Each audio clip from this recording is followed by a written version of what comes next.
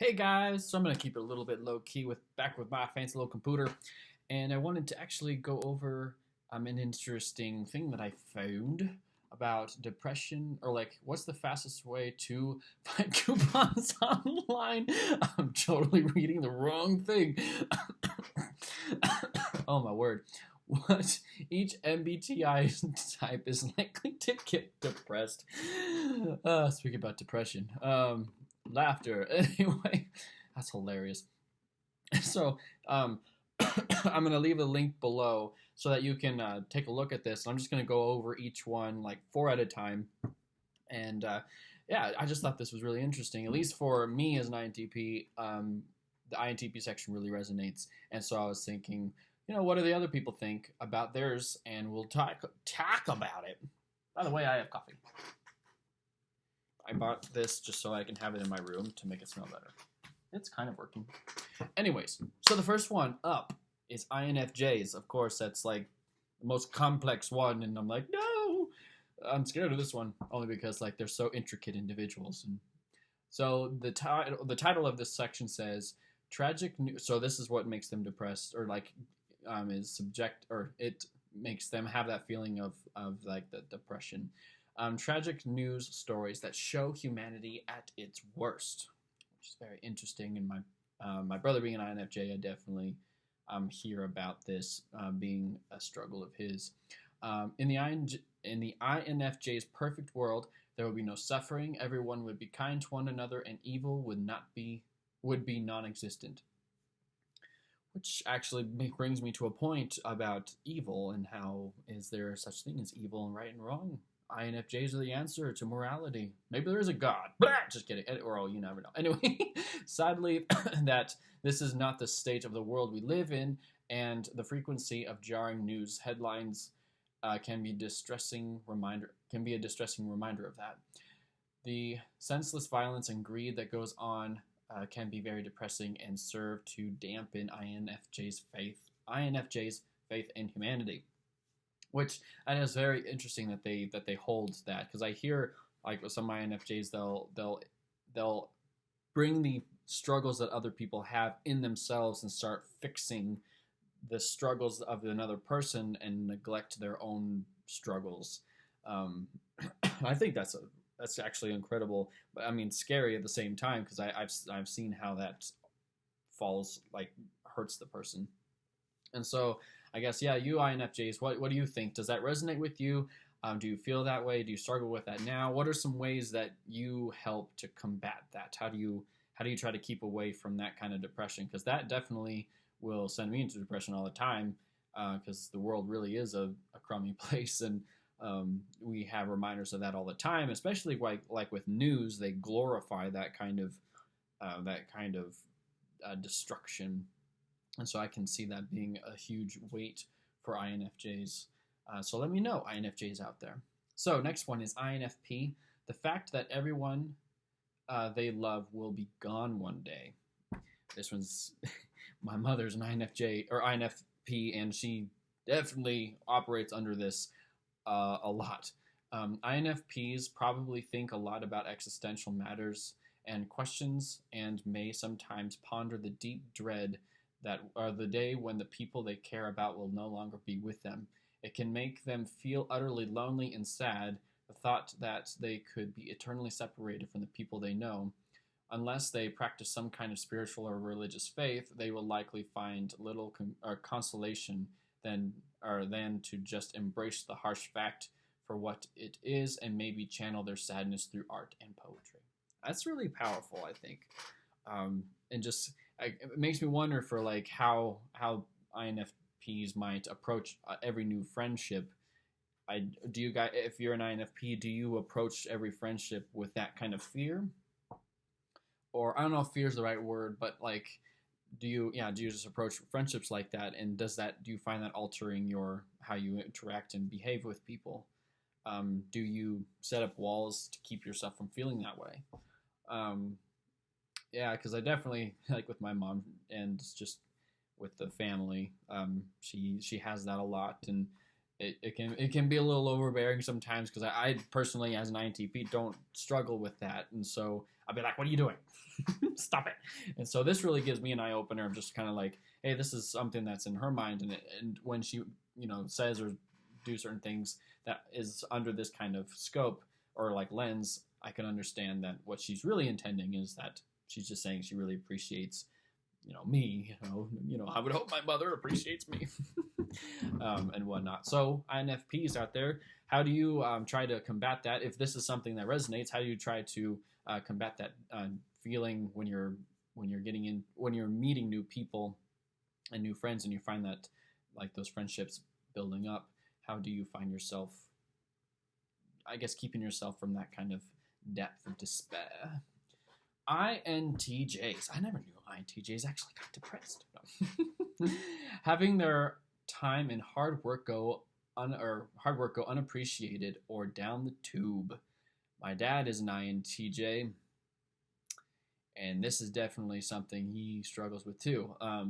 He talks about it a lot, and I always never understood it because it's interesting how these things where if you don't see the world this way, other people will just look at you weird and just wonder why you're acting so upset and over, because like for me, I mean, sure, I might work hard about something, but I guess I'm a little bit more about the journey of doing something, and I could work really hard on a song or whatever, and I won't really care that no one cares about it or no one really responds to it.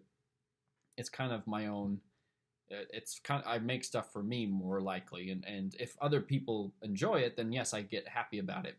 And there's a good reaction to other people responding to my hard work, and then I recognize, oh yeah, I really like it. But there's not like, because like with my dad, he definitely works really hard and does a lot of chores and goals, and he works out, and he needs that kind of support where it's like, oh hey, what, like when you're working out, your ambitions or your working out is working.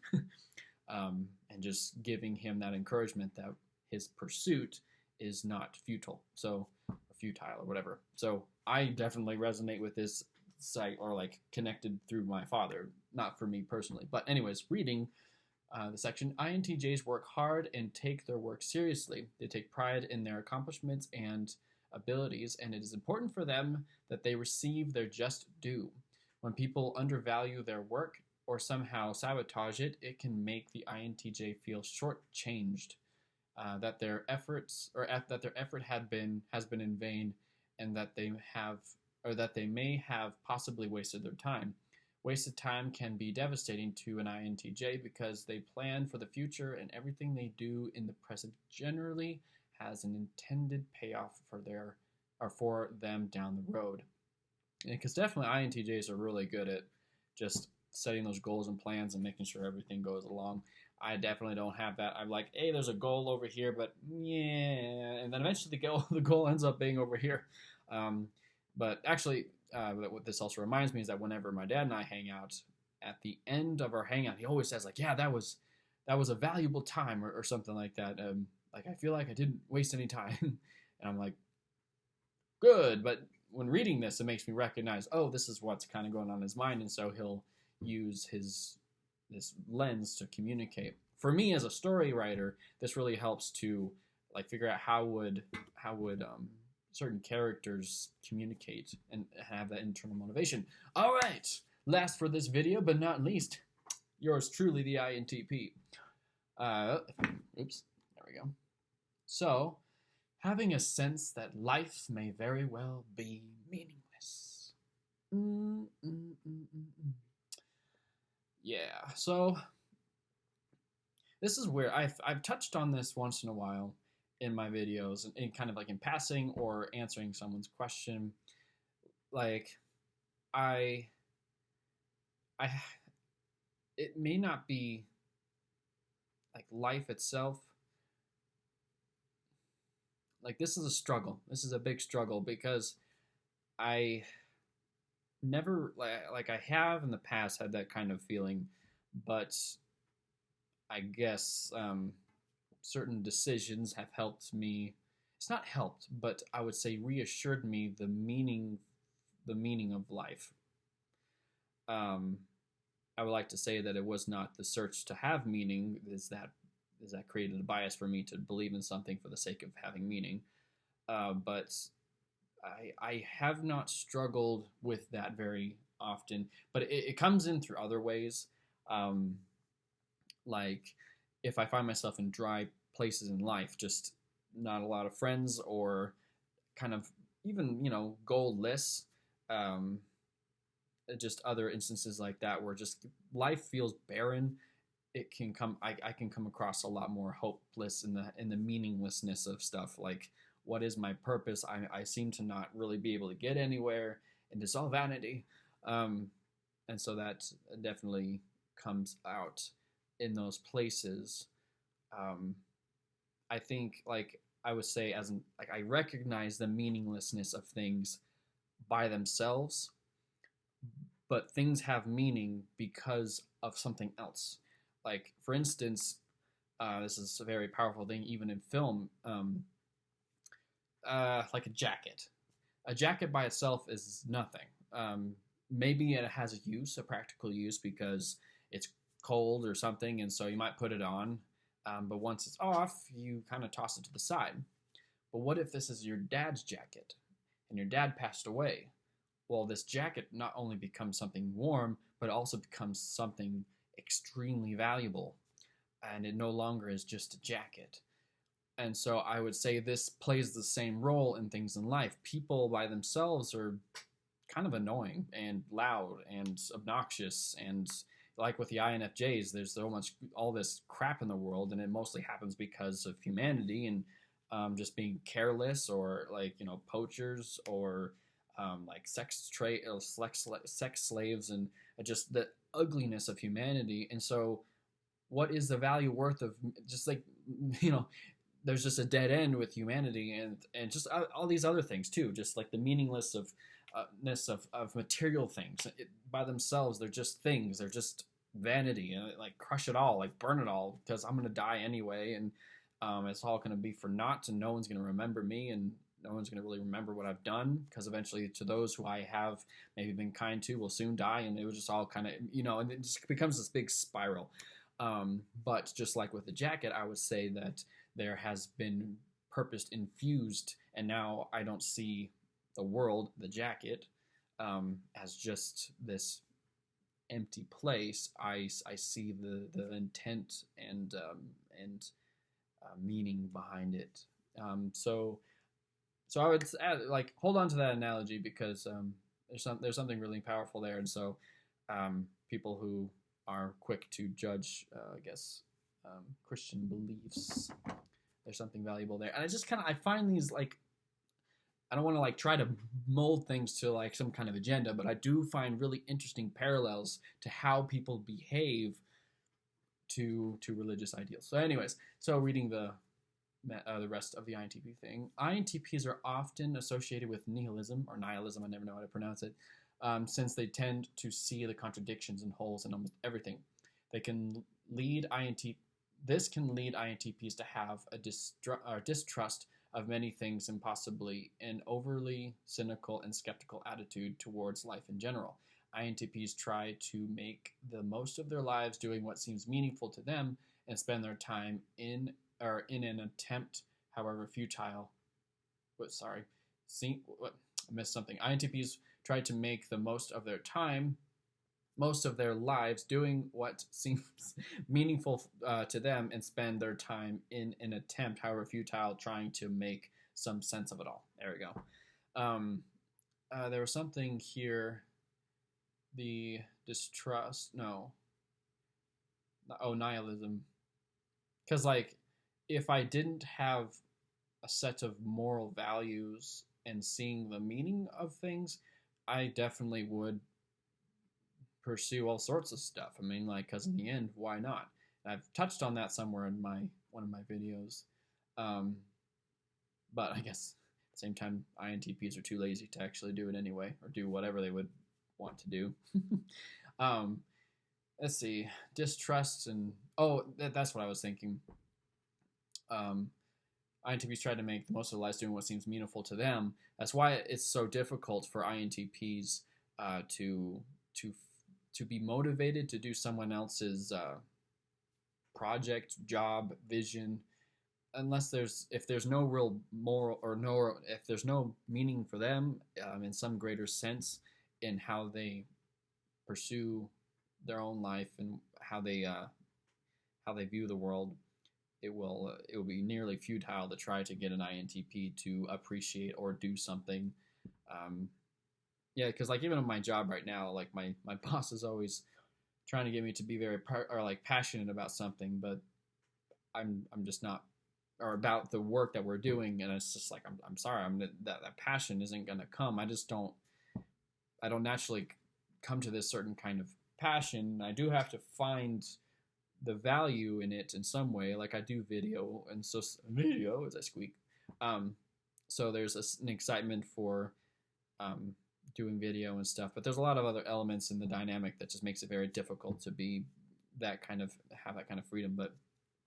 But my personal motivation for something, for that kind of enjoyment, really does kind of come with the people that I'm either with and or serving. Because we had Josiah wanted to make a short film. Unfortunately, didn't work out, but we still had fun trying to do it. Once he said, I want to try and make this short film, and I'm like, dude, let's do it.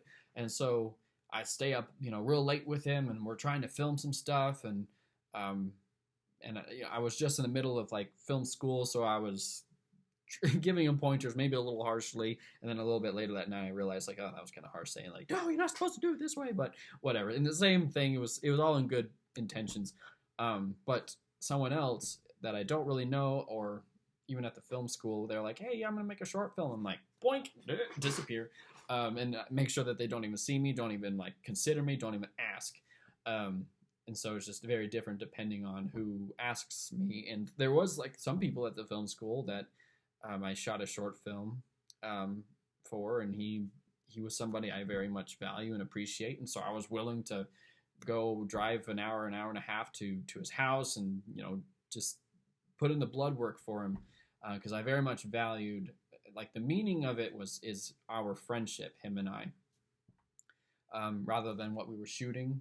I kind of didn't care. I mean, sure, the story itself was like, it's not my forte of how I would tell a story, but it's his, and I appreciated him, and that's what gave me that meaning, and whatnot. Anyways, so it's a bit rambly. I guess it was 17 minutes. Sorry if that was kind of long, but I would like to hear what you guys think. So I guess INTPs, does that resonate with you, and how do you find yourself combating that meaninglessness, either by this maybe similar ways how I have, or another way? I'd like to hear it. And I guess that's it. And so we'll go over the next 4. Be sure to check the link. I'm going to leave the link to this list so you can get ahead before I get to them, and just give a good reading for yourself. And so I'll see you guys in another video, another life. Oh, I'm also going to say I'm going hunting. Actually, no, I'm not doing that, but I'm filming my boss going hunting. He's bow hunting, and so that's like next week, and I'm going to be gone for a week, and then I'm going to be all over the place. School is, yeah, I'm all over the place, and I want to make more videos, and I'm kind of struggling with that right now. So I'll try to squeeze them in when I can. You guys are the best. I really appreciate your guys' support, and just your kind words and your insights and all that. So, anyways, I'll see you in another video, another life. You never know. That's what I left out. Let me see the coolest cut. I'm actually on a piano right now. So, piano section!